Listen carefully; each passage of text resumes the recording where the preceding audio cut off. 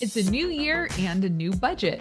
Are you looking for ways to get the best use out of your youth ministry budget? Well, then stick around because that's what we're talking about today on the Ministry Coach Podcast.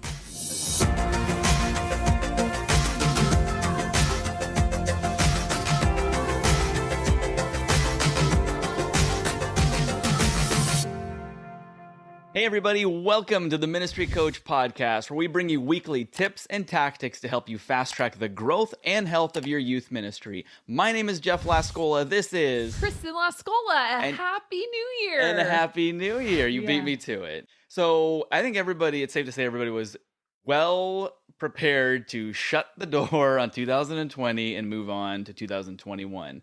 Although, fingers crossed. I mean, we have no guarantees here. It's literally just another day or another year. Pandemics don't know that it's New Year's. I know the pandemic's like, you guys only have a few more days.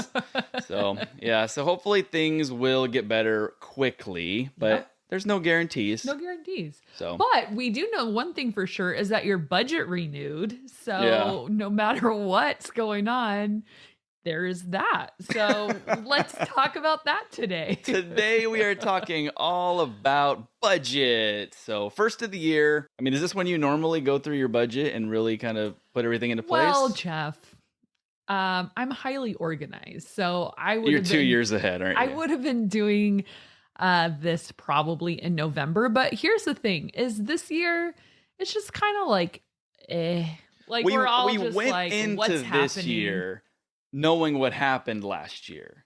So that's the one benefit. Like 2020, I think everybody thought, if I only had known or could have prepared for this, and no one, I mean, pandemics, who would have thought? 1918, that was like the last time there was a pandemic. So no one was expecting that. But we all went into 2021 with everything we'd learned from 2020. So to expect the unexpected, I think, to say the least, right? Yeah. Okay. I don't really know what you're talking about. Nobody does. I clearly don't. With budgeting in mind, though, even though if you haven't done it already, it kind of makes sense. Maybe this is where I was going with that. This is what I'm going to say. It kind of makes sense that it's sort of like, what is this year going to look like? Yeah. You know, and if this was 2019, yeah, that was a year. 2019, coming off of 2018. Okay? Me fail English? That's impossible. We were going into a year, it's like, okay, you know, we know what we did last year, we know what we're going to do next year, and here's what our budget's going to be. Last year, 2020, threw everything out the window. Right. And so when 2021 came along, all that to say, we don't really know what to expect. There's hope that, you know, the vaccination will curb the cases and blah, blah, blah. Yeah. And we can get back to quote unquote normal or whatever that's going to look like. But it's still going to be, what is this year going to hold? Maybe by 2022, we'll have a little better idea of, okay, now we know what to expect. So with that said, how do you plan for a budget in a pandemic where it is not like your normal year? Last year, we had this many kids coming every single week, you know, and we were growing or whatever. And now we know what to plan for this year. How do you do that in a year like this where there's so much unexpected? And it's understandable, I think, for people to not have their budgets done yet. Yeah. And I think the reason like this was a year that I didn't have my budget like way ahead of time is just because like you said, everything was so up in the air. But I feel like there are places that are getting back to normal and they're going about business as usual. You know, here in San Diego, we're definitely not. Mm-hmm. So I feel like at the end of 2020, you know, my boss, our campus pastor said like, hey, just tell me what you would have spent in November. That's what you've got. Tell me what you would have spent in December. That's what you've got. So I was able to like do my Christmas gifts and a little Thanksgiving thing for my leaders and, you know, all of that. Obviously I didn't do events, but I'm going to just talk today about like, hey, let's assume that you're going to be able to do the things you'd like to do because we don't know. So let's plan as if we are and then make adjustments as they come because it's better to plan and not being able to do it than not being able to do it because you didn't plan. Okay. So let's just move forward as if we're going to do what we're able to. And then, you know, adjust. Have a lot of money left over, possibly. Right. And so let's start with what you do have. Okay. So probably very few people need to ask for a budget increase for 2021. So we're going to start with what we do have. If you do need to ask for a budget increase, I mean, obviously this episode is going to be relevant not just for 2021, but hopefully for when we get back to normal for real. And if you assess your budget from last year and you're thinking, I need an increase this year, the best thing you could do is have some real numbers, real percentages, and real statistics to back up why you need the increase before you ask for it. So the best reason to ask for an increase is because your ministry has increased. If maybe there's a new ministry you'd like to launch, like a new program you'd like to incorporate this year that's going to take a little more money, and just make sure you've shown yourself to be resourceful in the past and consistently coming out in the black, because that gives you some leverage and, you know, good standing to be able to ask for an increase if it's time for that. So like I said, come in with the plan, the real numbers, real percentages. Last year, my ministry was this many kids. This year, we're projecting this many kids. We had a really big class come up, or, hey, we're hoping to do some missions work here, whatever, you know, that's when it's time to ask for an increase. And you're planning a year out, right? Or do you go month by month? No, a year. Okay. Yeah. So then do you ballpark, like, well, I know we're going to, again, assuming this is a normal year and you're hoping that it's going to be, do you say, I know we're going to do a summer camp, I know we're going to do a winter camp, or whatever order, I guess that's going to come in based on the time of year, but you do your winter, you haven't even done a winter camp. Winter camp would be like in February. Okay. Yeah. You're saying, I'm going to do these things, these events, so you have all that planned out? Or do you leave some cushion where it's like, you know, we really want to do an outreach and it wasn't planned, so do you put cushion into your budget to say, all right, we have some money left over to be able to push something like that? So that's kind of where we're going next. Okay. So most of us are not going to be able to ask for an increase. I just wanted to put that little blurb in there in case you're in a position to do it. I don't think anyone's getting increases. But yeah, so now moving on, now let's plan for the year. And I think that's where your question was heading. So asking yourself, what do I want to do this year? So that's the best place to start. So here's my number, a real number of what I have, whether it's the same as last year. Hopefully it didn't go down, but does it go up? Does it stay the same? Here's what I have. And now looking toward your calendar year, you think, what do I want to do? So I always plan for the really big stuff first and figure out how much money that's going to cost. So for me, what is going to cost me the most money are going to be my outreach events, because I don't charge for those because they're outreach.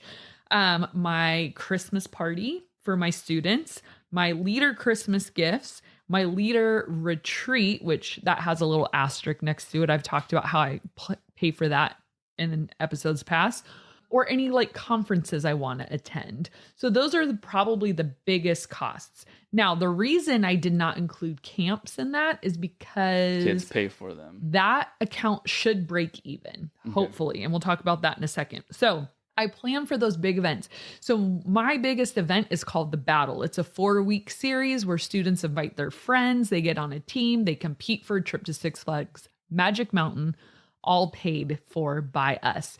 So I think of the tickets and the buses and the banners I'm going to need and all that kind of stuff. That is the hugest cost I incur all year. So I set that first and then subtract that from my number and work my whole budget around that. And the reason is, even though it's just 1 month out of the whole year, that's the most important thing we do. We have like tons of students come to know Jesus for the first time. That grows our ministry for the whole year. Students invite like more than ever before. It's so fun and so exciting, and it's worth working my budget around. And it's a hefty price tag. And I've even considered, is this worth it? You know how much money I would have to play with and do things. And then I look at every year of how many kids that would have stepped foot in our church come because of that event. I'm like, worth it. So ask yourself, what are those big things I want to do that I'm not charging for? And then you want to go to think now of your big events, and these could be charge events or camps.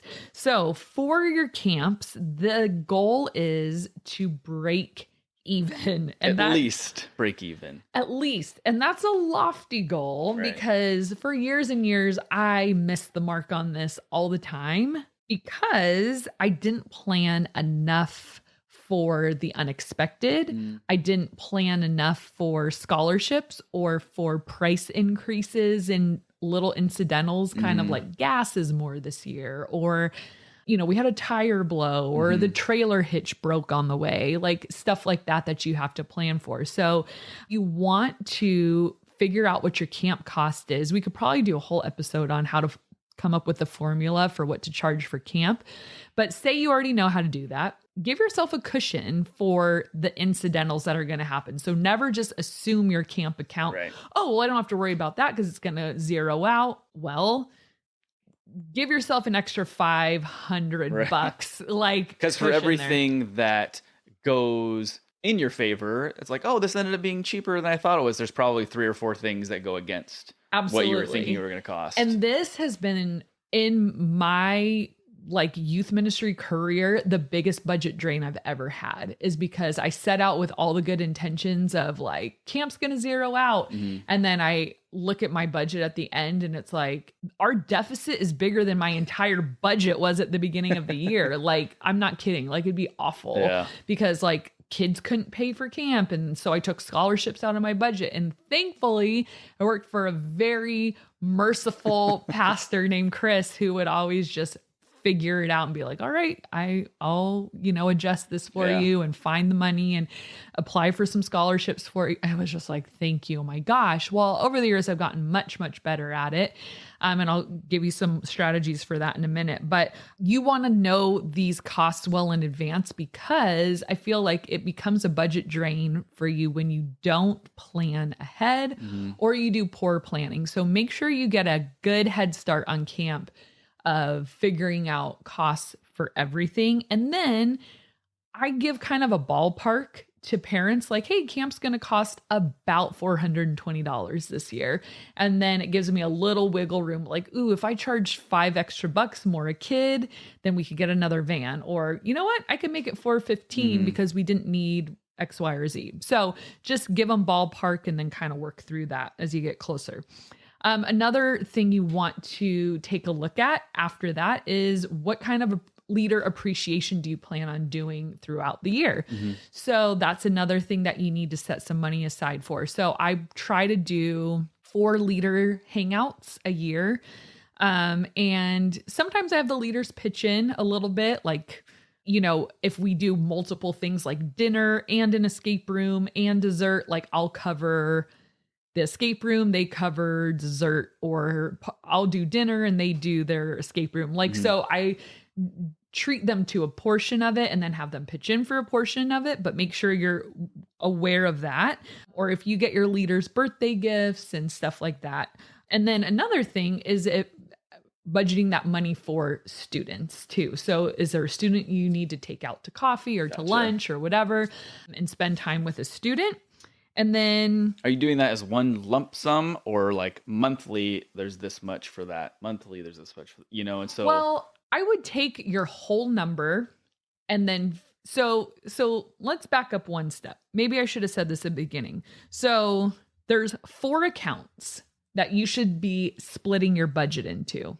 So number 1, supplies.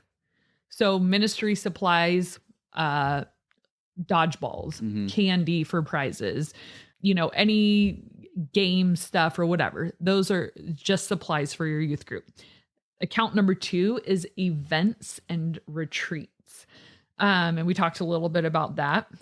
3 special events and 4 appreciation. Okay. Now, that should say camps and retreats. I'm sorry. So number 1, supplies. Number 2, camps and retreats. 3 special events, 4 appreciation. Okay. So the ones that I'm talking about of what do you want to do this year? All of them kind of fall into one of these accounts. So, the appreciation, that's like your leader night out, birthday gifts, taking students out. And then another thing to plan for the year too is what you want to spend on improvement. This would come out of your supplies account. So is there something in your room that really needs to be updated? Like you need a new video game system, or you need you do a lot of beach days and you want to buy a job rocker to have music for that, or something that's just going to enhance the overall quality of your program or your ministry or the events that you're doing. Something that just needs to be redone. And then lastly, just make sure you're planning for subscriptions. So like we get a Spotify subscription so that we can make our custom playlists and not have to listen to ads and stuff like that. So if you have something that you are subscribing to, so all of that to say, those are probably the really big things that at the beginning of the year you're thinking about. And obviously there's going to be other little things that come up throughout the year. But I feel like if you plan the big stuff first, then you have like a broad picture of what you're going to do for the year. And then you can kind of check in monthly to see kind of where you're at. And that was a big mistake I made in the beginning. I would like never check my budget.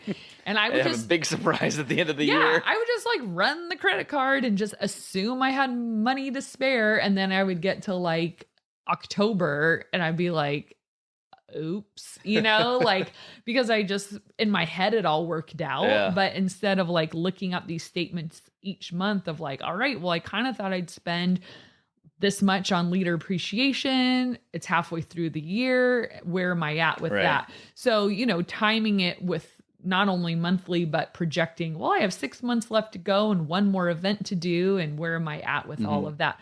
And hopefully you work for a very gracious pastor like I do, who has been more than forgiving when I've made budget faux pas, but it's just always going to give you so much more leverage when you do need to ask for something that you've been responsible with that. My sister in college had a checkbook, and it was the first time she'd ever had a checking account. And she thought, as long as I have checks, I have money in the bank, and didn't realize there was a correlation to, well, there's an amount that's continually. I think you've told me that before. Yeah, that was awesome. And what high schoolers writing checks? No, into college. Oh, in college. Yes. Okay. So, but still, like, can you imagine nowadays, like a college student writing checks? Like what? They probably what's don't a even. check? I was gonna say, I doubt many of them even have a checkbook. I don't think so. Okay, so.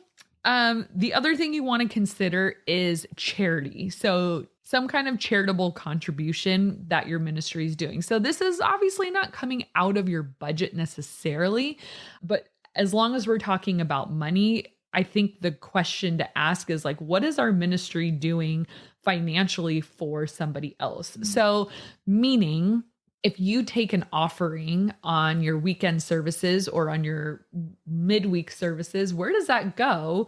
Or do you take an offering at all? And if not, why not? So I feel like student ministry offerings shouldn't really have to go into the big pot of like the church. So in the past, like we've supported overseas missions, like people that had ties to our church, but were serving, like, remember we did the orphans in Russia. Right.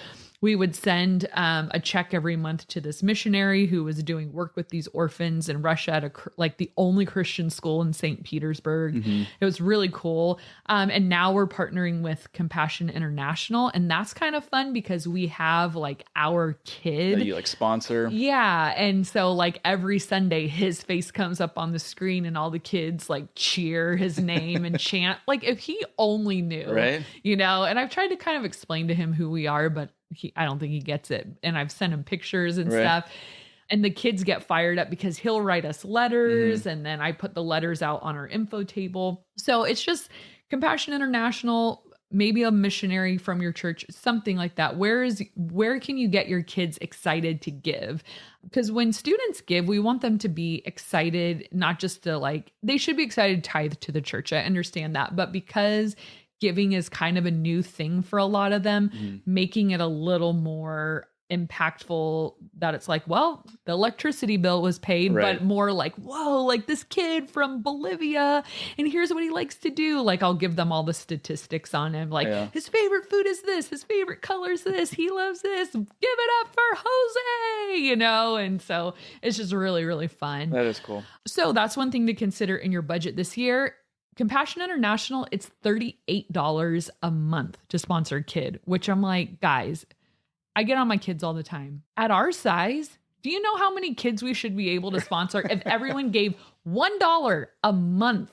Not even bringing $1 every week. $1 a month, guys. Yeah. Like, how many kids could we sponsor? But, you know, so be prepared if they don't pay up to take a little bit out of your budget to supplement that. Anyways, and then one little thing I want to talk about, and I've said this before, but this is sort of a budget strategy that you can use to cushion things like camp scholarships or leader retreats. So I've talked about this before, but in case you haven't heard one of these episodes, it obviously makes sense to talk about it now. So we have a snack shack. It is hopping.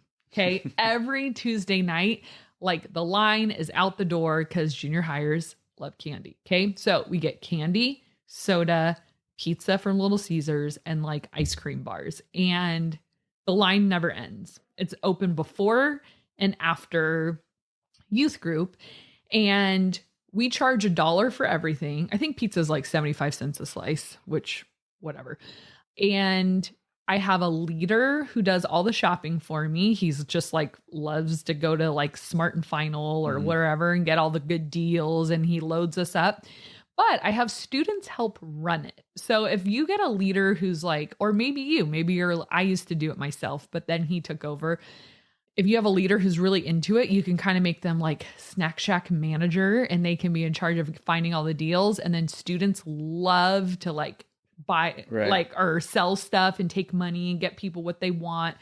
And even charging $1 for everything, just making it simple. That was the idea. The idea did not start like, let's make some money. Right. The idea was like, $1 is easy. Just do $1. Well, charging $1 for everything, we end up making a profit. And that money is so incredible to be able to give students camp scholarships, because I'm sure you're in the same boat as me that we have a lot of students that cannot afford camp. I threw out the number 420, for our summer camp. That's about what it costs. Wow.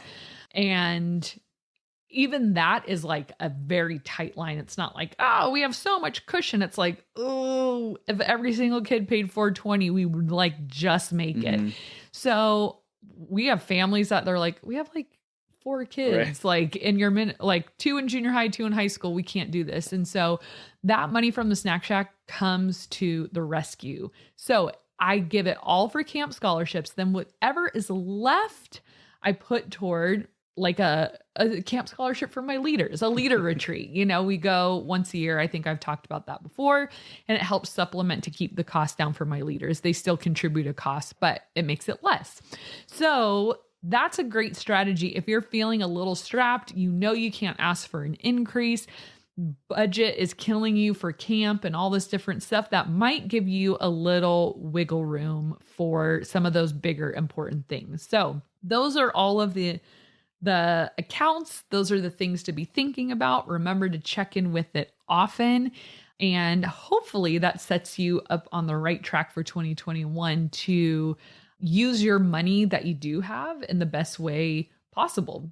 Planning ahead. What do I want to do? What needs to be done? What needs to be improved? How do I want to appreciate different people? How do I want to use this for outreach and wrap it up all in a nice bow at the end of the year and then do it all over again? But except hopefully this year you'll be doing it in November and submit your budget early. Right. So if you need an increase, you're more likely to get it. Yeah, 2020 was definitely a year where there was probably a lot of churches that ended up not spending all of their budgets. Oh, totally. And 2021 could very well be a year that you don't budget enough, because if you're kind of going off of last year's numbers, it's going to be a lot less. If things get more back to normal and things open up and more kids come and things like that, more events, you're going to definitely need to put that money in your budget for this year. Yeah. And I mean, I don't know how other churches work, I'm sure it's the same. If you don't use it, you lose it. Like, yeah. it's not like it's going to roll over. Like, so there's youth pastors at the end of the year buying all kinds of Sour Patch Kids and Twinkies and whatever they can get their hands on.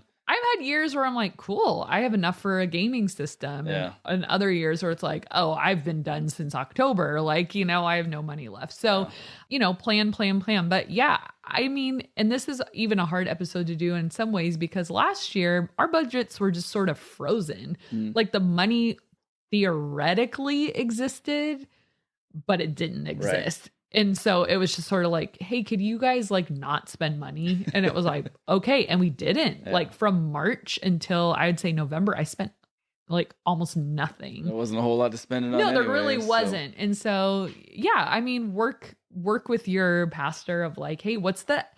I think, maybe we should have started with that question too. Of a really important question would be to ask your senior pastor, what is your expectation for my budget this year? Because maybe you just don't assume you have thousands of dollars. Like, here we go. Right. Just like always normal. Like, you need to coordinate with them and say like, hey, normally I have X amount. What's your expectation for me moving forward? Is it like as needed? Because you would hate to be off a little bit and they're totally. Like getting the credit card statement. Like, what did you do? So anyways. Well, best of luck to you guys this year in 2021 and beyond. And aim high on those budgets, but make sure you're being good stewards with all that money. And we will talk to you and see you guys in the next episode. Take care.